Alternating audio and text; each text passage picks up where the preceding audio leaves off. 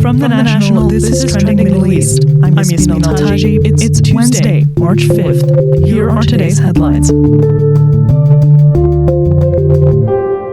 The Arab League has announced a unified plan on Gaza taking place today summit in Cairo yesterday. It's been in the works at the top of the agenda was the development of a unified Arab plan to counter U.S. President Donald Trump's displacement of its population into neighboring Jordan and Egypt. Yesterday, Egyptian Foreign Minister Badr Abdelati held a series of talks with Arab foreign ministers ahead of the event. The National's Kamal Tabikha reports from Cairo. The plan was presented by Egypt by a number of Arab leaders made speeches. The details of the plan include a cessation of hostilities, a continuing of the swapping of the Israeli hostages in exchange for Palestinians held in Israeli prisons. But most notably, the plan calls for a reduced political role for Hamas, which is interesting because the group has run Gaza since 2007. Early iterations of the Egyptian-led plan included steps for early recovery, reconstruction, and initial political solutions. Hamas urged the Arab League on the fourth day of the displacement of Palestinians after Israel blocked the entry of all humanitarian aid to Gaza. It claims that Hamas is in violation of a last-minute U.S. suggestion to extend the first phase of the ceasefire in Gaza throughout Ramadan and Passover. Israel had blocked negotiations for the second phase of the ceasefire. It was supposed to start on March 1st. That progression would have required Israel withdraw its troops from Gaza. Which is essentially the point of contention here. If America calls for a mass displacement of Palestinians out of Gaza, this is essentially destroying the two-state solution, which is the solution that a lot of Arab leaders, most of the Arab world and the international community believes is the correct way to go to ensure justice and fairness. Sources have told the National the Arab plan for Gaza envisions technocratic control of the territory without Hamas members and a $50 billion reconstruction plan. Interestingly, the plan will also see an increased role for the Palestinian Authority in Gaza. Typically, the Palestinian Authority's presence has been stronger in the West Bank. So, in fact, what we have at the end of today is a reiteration of the Arab position, but we don't have any movements forward.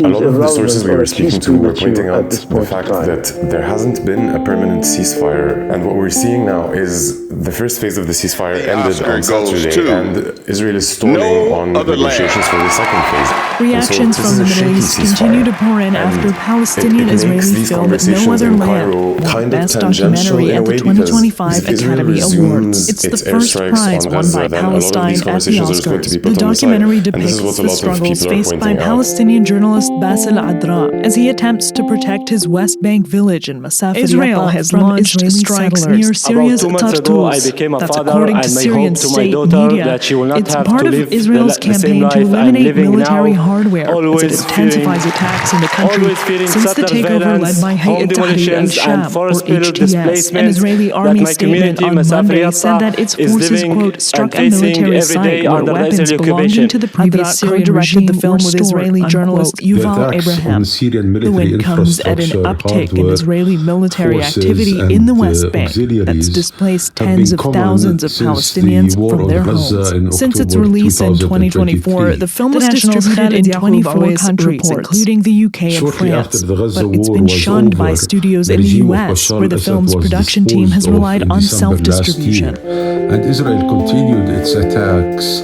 to destroy what's Iran's Vice President for Strategic Affairs, Javad Zarif, announced his resignation on Monday. It's another setback for reformists. 7 months after moderate President the Assad regime in December, Israel has expanded agency IRNA, said Zarif, quote, and resigned the country's new HTS head of the judiciary to help areas pressure on the administration of President also warned HTS not to meddle with Syria's Druze community. Has not one of the country's minorities. Zarif was an architect of the Iranian nuclear Islamic State in 2015 during his time as foreign minister. His departure puts the question of U.S.-Iran dynamics at center stage. Annual salary raises in Saudi Arabia are expected to be declared opposition to holding talks with the U.S. Recruitment consultants told the National that salary raises in the kingdom this year will range from 2 to 5% based on performance of employees. But he later returned to the job. Recently, he'd also been under pressure from conservative politicians set up regional headquarters in the kingdom or risk losing out on government contracts. The National's Deepthi Nair reports. That's all for this morning's headlines. You can get these stories and follow financial live institutions, updates at our site. consultancies, private equity companies, investment houses, and law companies have established regional headquarters in Riyadh, fueling demand for talent. The move comes as Saudi Arabia becomes increasingly competitive and sees an influx of new talent. Energy, real estate, aviation, defense, and tech are leading job sectors in the kingdom. Typically, candidates expect a jump of 2, 3, or sometimes even 4 times their salary when they take up a new job in the kingdom. However, recruitment consultants warn that annual salary increments in Saudi Arabia will be in the low single digits, such as from 2% to 5% this year, as the kingdom has become extremely competitive for job seekers with the influx of talent. That's all for this morning's headlines. You can get these stories and follow live updates at our site. Yasmin Al-Taji, The National.